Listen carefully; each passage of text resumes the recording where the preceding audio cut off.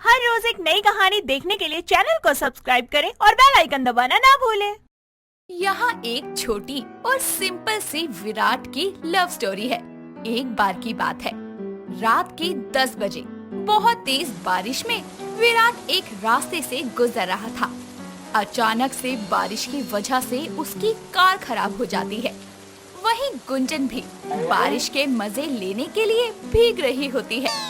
तभी वो किसी को सड़क के बीचों बीच फंसी गाड़ी के अंदर देखती है और उसके पास जाकर बोलती है, अरे लागत है आपकी गाड़ी खराब हो गई। आप ऐसा करिए, यही हमारा घर पास में ही है, आपको ठीक लगे तो वहीं ठहर सकत हो।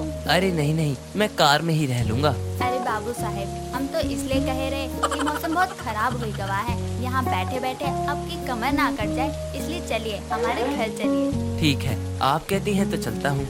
विराट उसकी बातें सुनकर उसके पीछे पीछे चलता है और दोनों घर आते हैं। तभी गुंजन बोलती है, ई देखिए साहब, ये है हमारी छोटी सी कुटिया, हमार घर।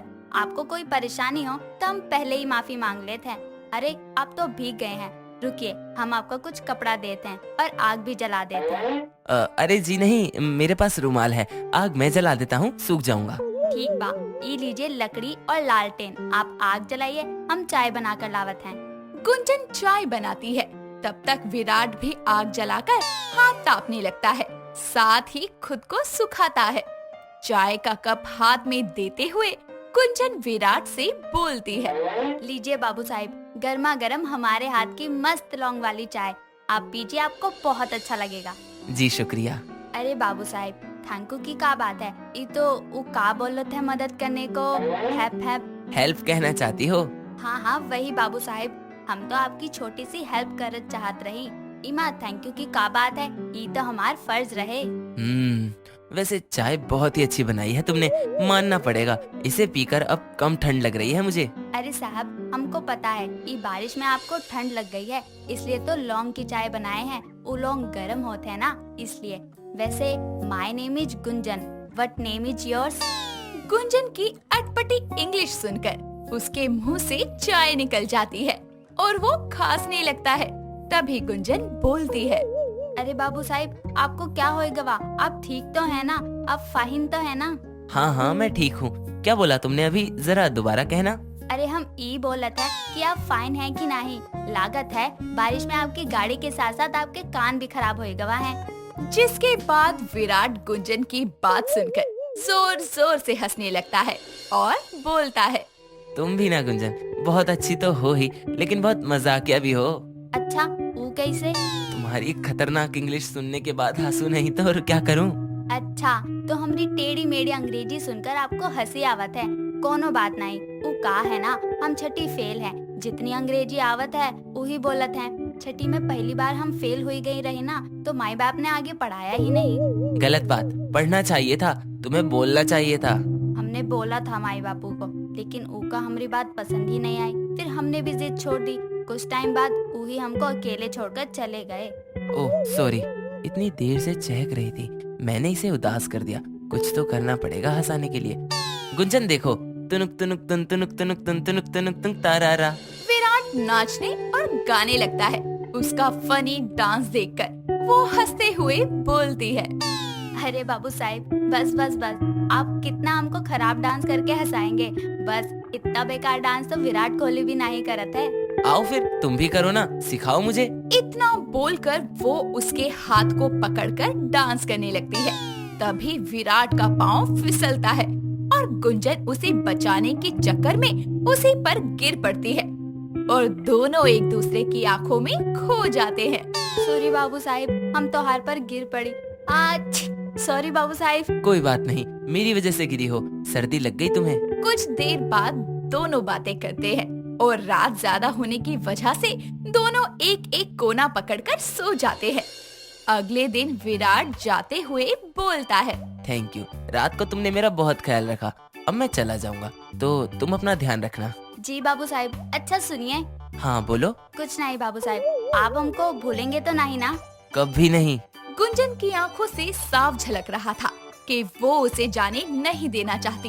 विराट चला जाता है वहाँ से आने के बाद तो विराट का भी मन किसी काम में नहीं लगता और वो बस गुंजन को ही याद करता है। 3 दिन बाद विराट उसी जगह उसी घर में जाता है जहाँ उसे गुंजन नहीं दिखती। विराट निराश होकर वापस आने लगता है कि तभी गुंजन उसे बाबू साहिब कहकर पुकारती है। तभी विराट उसे गले लगाकर बोलता है, आई मिस यू गुंजन, अब नहीं रह सकता तुम्हारे बिना। हम भी ना ही रह सकत बाबू साहब, लेकिन आप हमका अंग्रेजी में का बोले? मैंने बोला कि मैंने तुम्हें बहुत याद किया, बहुत प्यार करता हूँ तुमसे, मुझसे शादी करोगी? हाँ बाबू साहब, हम भी आपके बहुत याद किए, हम रचाएंगे आपके संग ब्याह, पर हम तो छठी फेल हैं और आप इतने पढ़े लिखे। ऊ की कोनो बात नहीं। ओह, तो हमारी तरह आप भी सीख गए आखिर भोजपुरी। कुछ दिन बाद दोनों एक दूसरे से शादी कर लेते हैं। विराट उसे अपने घर ले आता है जहाँ उसकी माँ सविता हैरानी से बोलती है, तूने शादी कर ली, एक बार अपनी माँ के बारे में सोच लेता। ये तूने ठीक नहीं किया विराट बेटा, मैंने तुझे दूसरे शहर काम करने के लिए भेजा था, शादी करने के लिए नहीं। माँ मुझे माफ कर दो, मैं गुंजन से बहुत प्यार करता हूँ, इसीलिए शादी करके यहाँ ले आया। ठीक है, अब मैं कर भी क्या सकती हूँ, रुको यहीं। सविता ये बोलकर अपने बहू बेटे की आरती उतारकर उनका गृह प्रवेश करवाती है। अगले दिन गुंजन अपनी सास के पैर छूती है। तभी सविता बोलती है, जरा नाम तो बताना अपना, और क्या क्या कर लेती है? सासू माँ, हमारा नाम गुंजन है और हमको घर का सारा काम करना आवत है, आप चिंता नहीं करो। अभी हम आपको दाल भात के साथ मजेदार चटनी बनाकर खिलावत है, आप बस आधा घंटा रुक जाओ। हाय राम, मेरे तो कर्म ही फूट गए। अरे विराट बेटा, ये तू किसे घर की बहू बना लाया? इसकी तो भाषा भी पल्ले नहीं पड़ रही। अरे माँ, ये भोजपुरी है ना, इसीलिए दाल चावल बनाने को कह रही है। गुंजन तुम जाओ, बना कर लाओ। ठीक बा। अच्छा, यहाँ सिलबट्टा तो मिल जाइए ना चटनी पीसने के लिए विराट बाबू? नहीं, यहाँ मशीन है चटनी पीसने की, उसमें सब डालो तो बन जाएगा। अरे वाह, लेकिन हमका तो वो चलाना ही नहीं आवत, आप बता दीजिए ना। क्या इसे मिक्सी चलानी नहीं आती?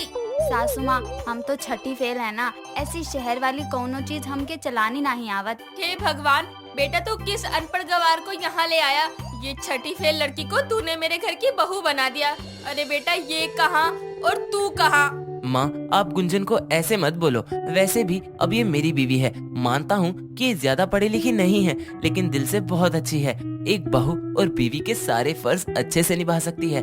आप भरोसा तो करो, एक मौका दे दो मेरे कहने से। मुझे कुछ नहीं बोलना अब। ये बोलकर सविता अपने कमरे में चली जाती है और विराट उसे रसोई में जाकर सारी चीजों के बारे में बता देता है। कुछ देर बाद गुंजन खाना बना लेती है और विराट के कहने से सविता वो दाल भात खा लेती है, जिसे खाने के बाद वो अपने मन में बोलती है, अरे वाह, बहू ने खाना तो बहुत अच्छा बनाया है और लेने का मन भी कर रहा है। क्या करूं, लूं कि नहीं? ले लेती हूँ, भूख भी तो लग रही है ना। बहू, जरा प्लेट में और परोस दे दाल भात, जो भी है वो चटनी भी अच्छी बनी है। थैंक यू सासू माँ, लीजिए ना, आपके लिए ही तो बनाए हैं। सब खाना खा लेते हैं। गुंजन को टीवी देखना था, इसीलिए वो रिमोट को उठाकर बटन दबाने लगती है, लेकिन लाख कोशिशों के बाद भी टीवी ऑन नहीं होता। तभी गुंजन गुस्से में बोलती है, अरे ये कैसन रिमोट वा है, इतना बटन दबा रहे हैं फिर भी नहीं चलत है ये डब्बा, ऊपर से ठंड भी लग रही है हमका। गुंजन ये सब कर ही रही होती है कि तभी सविता उसे ऐसा करते हुए देख लेती है और गुस्से में उसके पास आकर बोलती है, अरे ओ नासपिटी, ये टीवी का रिमोट नहीं है, एसी का रिमोट है। कितने हाई मोड पर चला रखा है, फूक दे सारे घर की बिजली। छठी फेल कहीं की, आता जाता तो है नहीं कुछ तुझे। सॉरी सासू माँ, हमका पता नहीं था और उस एसी की वजह से हमका ठंड भी लागत रही।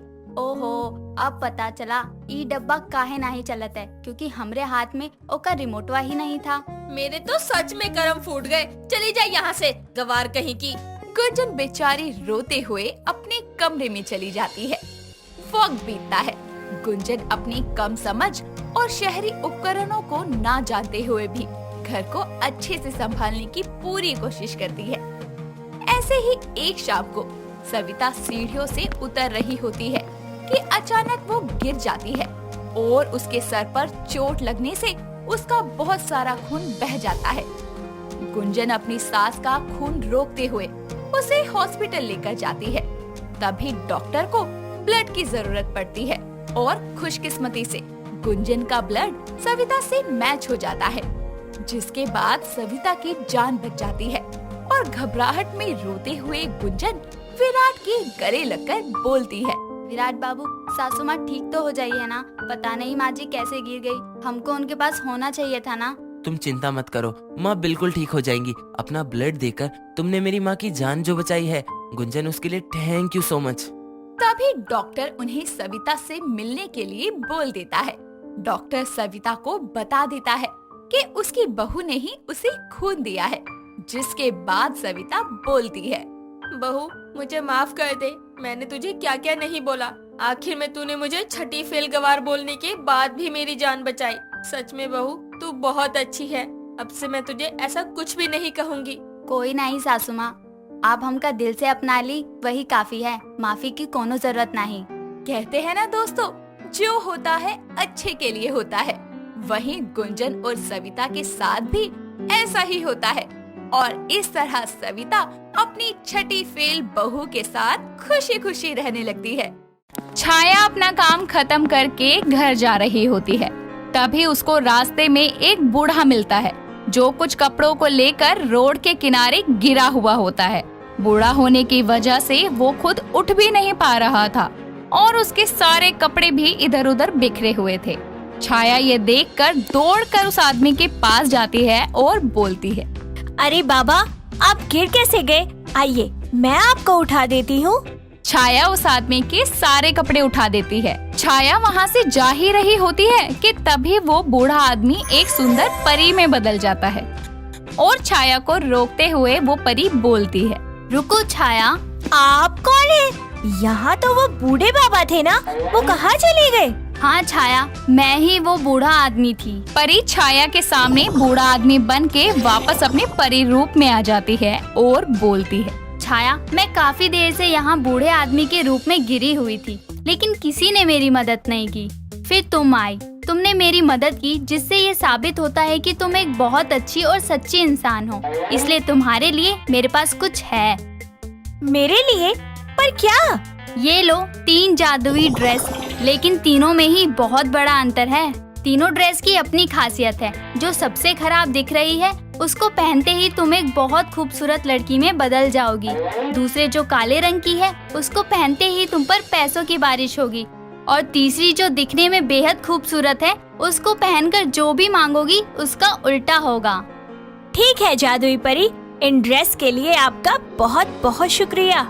इसके बाद वो परी वहाँ से गायब हो जाती है।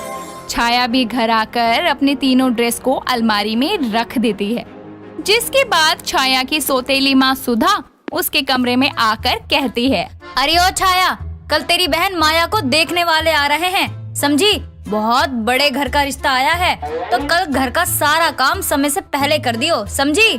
ठीक है माँ। इतना कहकर सुधा वहाँ से चली जाती है और अगले दिन माया को लड़के वाले देखने आते हैं। छाया उस दिन पहले ही अपना सारा काम खत्म कर लेती है और परी की दी हुई ड्रेसेस में से सबसे खराब ड्रेस को पहन लेती है, जिसके बाद में छाया का रूप एक सुंदर सी लड़की में बदल जाता है और साथ ही एक आवाज आती है, वाओ छाया, तुम तो बहुत सुंदर लग रही हो, नजर ना लगे किसी की। कौन है यहाँ? छाया, ये मैं हूँ, तुम्हारी ड्रेस। अरे तुम बोल भी सकती हो? हाँ छाया, लेकिन बस तभी जब तुम इसे पहनोगी।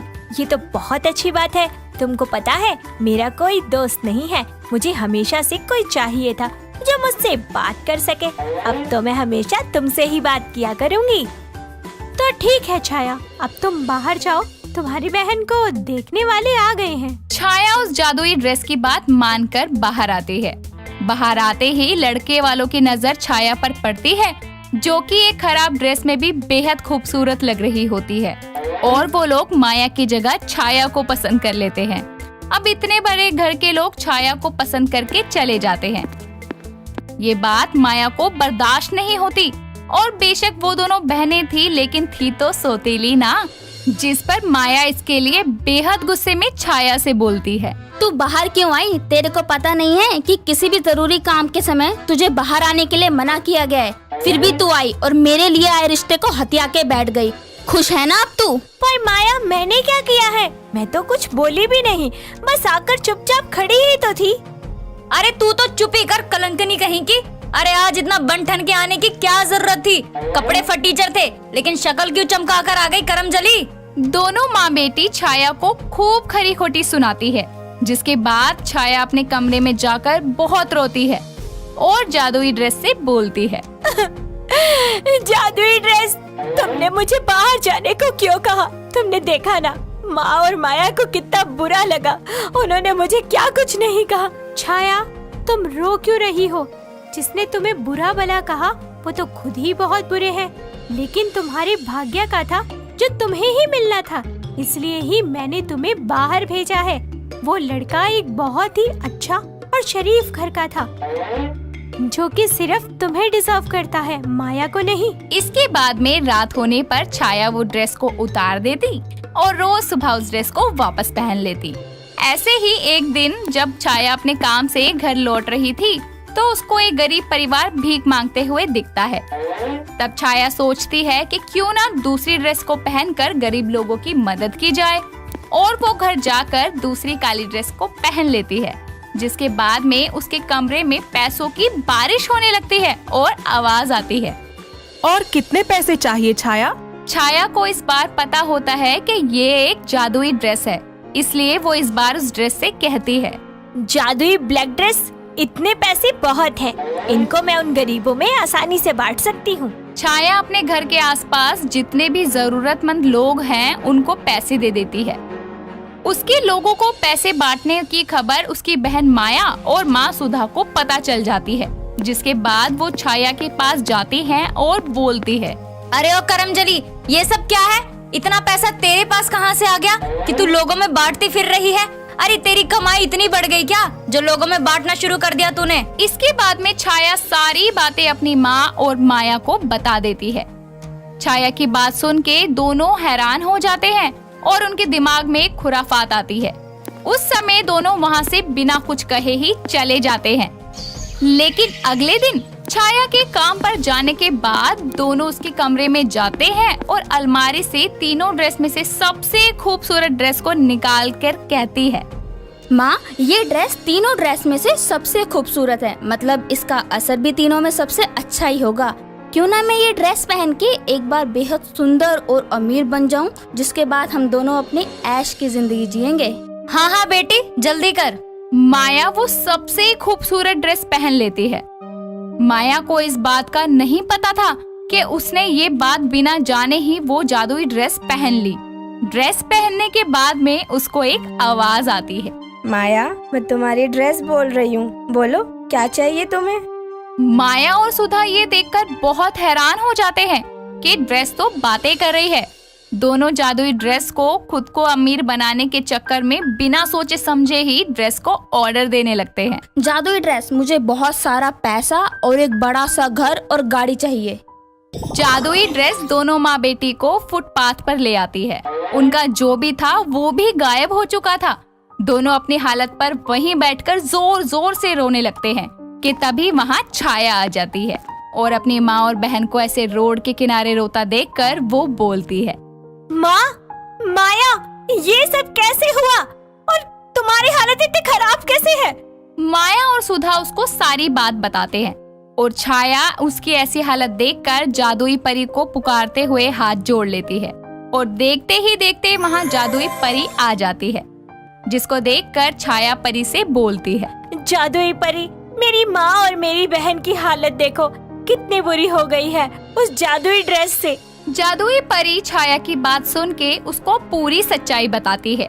माया ने बिना जाने उस ड्रेस से जो भी मांगा, फल स्वरूप उसका उल्टा उसे मिला और उनकी ये हालत हो गई। जादुई परी की बात सुनकर छाया उससे बोलती है, जादुई परी, मेरी माँ और मेरी बहन ने लालच में आकर जो भी किया उसके लिए मैं आपसे माफी मांगती हूँ। प्लीज उनकी हालत पहले जैसी कर दो। जादुई परी छाया के अच्छे स्वभाव के चलते उसकी माँ और बहन को माफ करके उनको पहले जैसा बना देती है। जिसके बाद में उसकी माँ और बहन को भी ये एहसास हो जाता है कि उन्होंने हमेशा ही छाया के साथ में बुरा व्यवहार किया है और जो कि एक बहुत बड़ी गलती है। जिसके बाद में दोनों छाया से माफी मांगते हैं और उसके बाद छाया भी उस जादुई परी को वो तीनों ड्रेसेस वापस करते हुए कहती है, जादुई परी, मुझे अब इन ड्रेसेस की कोई जरूरत नहीं है, आप इन्हें वापस ले सकती हैं। जादुई परी छाया से सिर्फ 2 ड्रेस वापस लेती है, पैसे वाली ब्लैक ड्रेस और खूबसूरत ड्रेस। तीसरी खराब ड्रेस को वो छाया को उपहार के रूप में देती है और वहाँ से गायब हो जाती है। जिसके बाद छाया उस ड्रेस को पहनकर बेहद खूबसूरत हो जाती है और इससे उसकी माँ और बहन को भी अब कोई दिक्कत नहीं थी।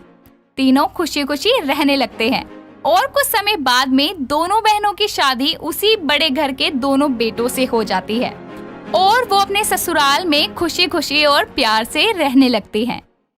दोस्तों, अगर आपको ये कहानी पसंद आई तो इसे लाइक करें, शेयर करें और कमेंट करके बताएं कि कहानी में आपको सबसे अच्छा क्या लगा।